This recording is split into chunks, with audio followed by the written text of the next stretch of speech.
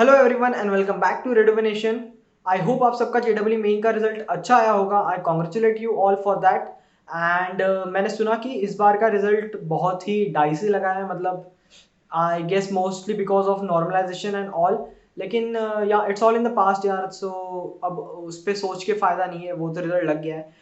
Will try to figure something out. आप Instagram पे text कर सकते हो मुझे, हम डिस्कस कर सकते हैं कि क्या पॉसिबिलिटीज़ हो सकती है। तो yeah and if you are worried कि आपको ब्रांच कौन सी लेनी चाहिए या किस आईआईटी में एडमिशन लेना चाहिए, किस एनआईटी में एडमिशन लेना चाहिए और ब्रांच को प्रेफरेंस देना चाहिए कॉलेज को, तो आप मेरी वेबसाइट पे जाके चेक कर सकते हो। मैं उस पर हर रोज़ पोस्ट करूँगा आज से। And the website is www.redovation.com। And apart from that जाके इंस्टाग्राम फ्लैश कार्ड्स देख लिया करो हर रोज़, उससे रिविजन अच्छी होती है। एंड तो आज हम देखने वाले हैं लिमिट्स। और लिमिट्स में हम तीन टाइप के क्वेश्चन देखेंगे, पैराग्राफ, सिंगल करेक्ट और एक होगा मल्टीपल चॉइस ऑब्जेक्टिव। और बहुत ही ज़्यादा बेसिक सवाल लिए हैं मैंने, क्योंकि मुझे दो कंसेप्ट एक्सप्लेन करने थे बहुत इंपॉर्टेंट, जो कि मैंने कर दिए। और आई होप आप सबको वीडियो अच्छा लगेगा। तो या लेट्स स्टार्ट।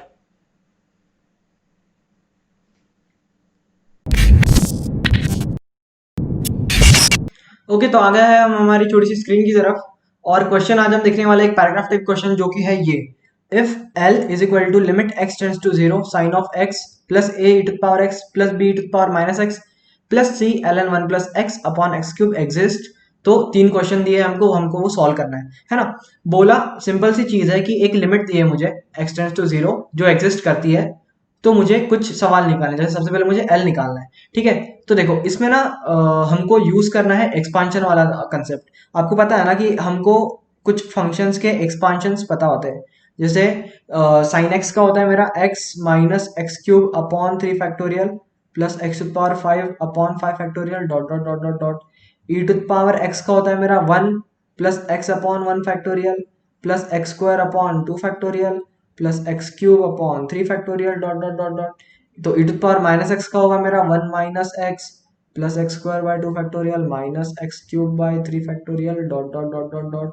और similarly l N one plus x का होगा मेरा x minus x square by two plus x cube by three minus x power four by four dot dot dot dot dot. ठीक है, तो सिंपल सी चीज़ है ना। अगर इसको मैं अगर देखो ये सारे एक्सपांशन है, ठीक है, ये सारे, लेकिन ये सब याद रखना मतलब आप ट्राई करो जनरली कि बहुत सारी चीजें होती है ना, तो आप ऐसी सारी चीजें याद नहीं रख सकते हो। तो इसको याद रखने के लिए एक टेलर्स एक्सपांशन नाम की चीज होती है।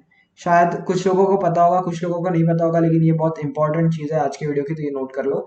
तो इसमें हम डिफाइन करते हैं एफ ऑफ एक्स को F of zero plus F dash zero upon one factorial into x plus F double dash zero upon two factorial into x square plus F triple dash zero upon three factorial into x cube. ये continuous ऐसे चलता जाएगा, है ना। आप समझ रहे हो। अभी अब अगर यहाँ पे मुझे साइन एक्स का एक्सपांशन निकालना है, तो मैं पहले साइन ऑफ जीरो करूंगा, वो हो जाएगा जीरो। फिर एफ डैश जीरो करूंगा, मतलब साइन का differentiation cos cos zero one, तो पहली टर्म आ गई एक्स मेरी। ऐसे मैं आगे लिखते जाऊंगा ना, तो मुझे यही एक्सपांशन मिलेगा, है ना। तो आप कोई भी फंक्शन का ऐसे एक्सपांशन कर सकते हो। तो ये बहुत इंपॉर्टेंट चीज है आज के लेक्चर की, सबसे पहले इंपॉर्टेंट चीज। ठीक है, अब यहाँ पे कंसेप्ट एक और समझते हैं। लिमिट एग्जिस्ट करती है ऐसा बोला है, ठीक है। अब डिवाइड किया है सबको एक्स क्यूब से। अगर मैं साइन एक्स को एक्स क्यूब से डिवाइड करूंगा, तो मुझे तीन केसेस आएंगी। सबसे पहली केस जिसमें डिनोमिनेटर में एक्स होगा, एक जिसमें न्यूमरेटर में एक्स होगा, और एक जिसमें एक्स क्यूब और एक्स क्यूब कैंसिल हो जाएंगे। ठीक है, तो जहां जहां पे भी एक्स या एक्स के मल्टीपल होंगे, वो सारी चीजें जीरो हो जाएंगी, since X is tending to zero. जहां जहां पे वन अपॉन एक्स वाली टर्म होगी, वो सारी इनफाइनाइट जा रही होंगी। और लिमिट मुझे बोला है कि एग्जिस्ट कर रही है, मतलब इनके रिलेटेड जो कोएफिशिएंट्स हैं मुझे उनको जीरो करना पड़ेगा। सही है। और तो यहाँ पे देखते हैं ना, तो यहाँ पे इन शॉर्ट अगर मुझे X to the power four या उससे ऊपर वाले कोएफिशिएंट्स है, तो उनको लेना ही नहीं है, क्योंकि वो सारे जीरो हो जाएंगे, है ना। तो इन दी एंड में फिर इसको ऐसे लिखूंगा: x minus x cube by three factorial, बस साइन एक्स का हो गया इतना ही, क्योंकि मुझे आगे की नहीं लेनी है, वो जीरो हो जाएगी। फिर होगा one plus x square by two factorial plus x cube by three factorial. फिर आएगा b one minus x plus x square by two factorial minus x cube by three factorial. फिर आएगा l N one plus x का सी x minus x square by two plus x cube by 3, और इस सब को divide किया है मैंने एक्स क्यूब से। ठीक है, तो सबसे पहले तो अभी ऐसे लिख लेता हूँ इसको, है ना। इसको मैं लिखूंगा x minus x cube by 3 factorial plus a x plus a x square by 2 plus a x cube by 6 plus b minus b x square by 2 minus b x cube by 6 plus c x minus c x square by 2 plus c x cube by 3। हाँ, सिर्फ 3 होगा यहाँ पे, है ना। तो अब देखो, अब सारी एक्स वाली सारी कांस्टेंट टर्म एक साइड एक साथ ले लो, ए प्लस बी, और कुछ है नहीं। फिर एक्स वाली टर्म ले लो, एक्स कॉमन ले लो, फिर आएगा 1 plus a minus b plus c. फिर एक्स स्क्वायर कॉमन ले लो, फिर आएगा a by 2 plus b by 2 minus c by 2। सही है ना। और फिर एक्स क्यूब वाली टर्म ले लो, तो एक्स क्यूब वाली टर्म अगर आप बाहर लोगे तो क्या आएगा, -1/3 मतलब 6। फिर आएगा plus a by 6 minus b by 6 plus c by 3। I hope मैं कुछ मिस नहीं कर रहा हूँ। हाँ ठीक है। तो अब देखो, अब इसको मैं डिवाइड करूंगा एक्स क्यूब से, तो यहाँ पे तो एक्स क्यूब कट जाएगा। इन दी एंड मतलब मेरी जो एल होगी लिमिट वो यही होगी, यही वैल्यू देगी मुझे एल की वैल्यू, है ना। और ये जो सारी वैल्यूज है इनमें डिनोमिनेटर में एक्स आएगा, एक्स स्क्वायर एक्स क्यूब आएगा, एक्स स्क्वायर आएगा, तो ये सारे कोएफिशिएंट इसके जीरो होने चाहिए। मतलब ए प्लस बी जीरो होना चाहिए, 1 plus a minus b plus C zero होना चाहिए, और ए बाई 2, ये तीनों चीजें जीरो होनी चाहिए। तो अगर आप इसको सॉल्व करोगे तो आपको मिलेगा सी जीरो, ए -1/2, और बी आएगा मेरा 1/2, है ना। और इस हिसाब से अगर आप लिमिट कैलकुलेट करोगे तो आपकी लिमिट का वैल्यू आएगा, अगर मैं यहाँ पे कैलकुलेट करूँ तो ये होगा -1/6, फिर होएगा -1/12, फिर आएगा -1/12 प्लस 0। तो ये कितना हुआ, -1/6 और एक -1/6, तो -1/3। तो ऑप्शन बी होना चाहिए करेक्ट आंसर। आगे वाला क्वेश्चन देखते हैं। अब मुझे पता है कि ए आया मेरा -1/2, बी आया 1/2, सी आया 0। तो ये क्या हुआ, -1/2 x square plus 1/2 x is equal to 0। तो ये कितना हुआ, x square minus x is equal to 0, तो एक्स इज इक्वल टू 0, 1। तो ये आएगा मेरा अनइक्वल पॉजिटिव रियल रूट्स। ठीक है, आगे बढ़ते हैं। हाँ, ये सवाल बोला है। अब इसमें देखो सी जीरो है, तो mod of x plus zero -2, ये कितना था, -1/2, should be less than 4 into b कितना था, 1/2। तो in short mod of x minus minus plus 1 should be less than 2, है ना। तो इसको मैं लिख सकता हूँ mod of x plus 1 should be from -2 से 2, है ना। मैंने ये बाहर वाला मॉड हटा दिया।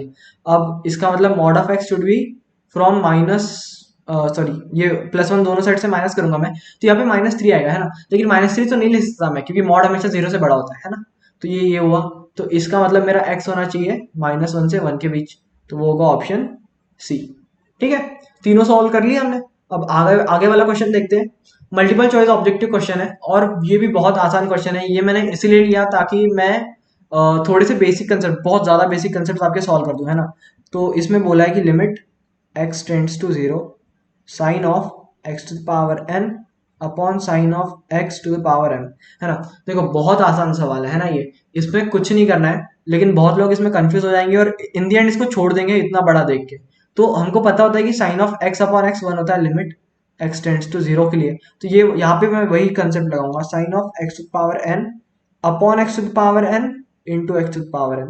फिर यहाँ पे लिखूंगा मैं sine of x to the power m, यहाँ पे आएगा x to the power m, नीचे आएगा x to the power m।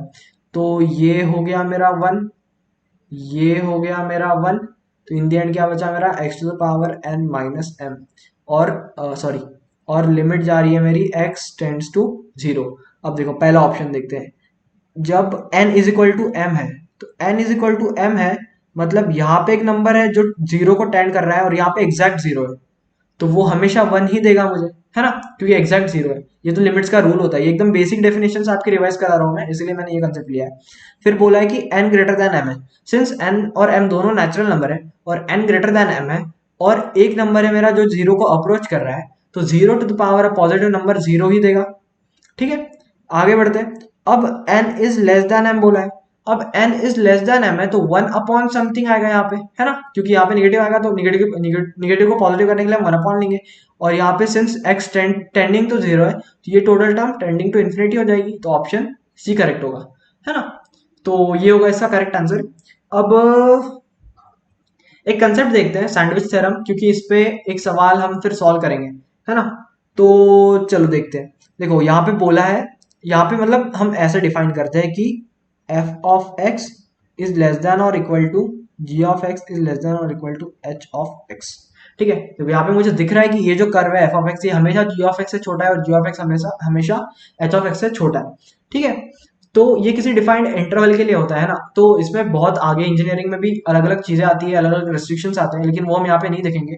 तो अगर मुझे पता है कि limit x tending to some a value of f of x is equal to l, और limit x tending to a h of x is also l, तो ये दोनों से मैं कह सकता हूं कि मेरा limit x tending to a g of x will also be equal to l, है ना। इसको स्क्वीज थ्योरम भी कहते हैं, और इसका मतलब यही होता है कि अगर मेरा g ऑफ x किसी दो फंक्शंस के बीच में है और वो दो फंक्शंस एक सेम लिमिट पे कन्वर्ज कर रहे हैं, तो मेरा g ऑफ x भी उस वैल्यू पे, x की उस वैल्यू पे उसी लिमिट पे कन्वर्ज करेगा, है ना। समझ गया आपको ये कंसेप्ट?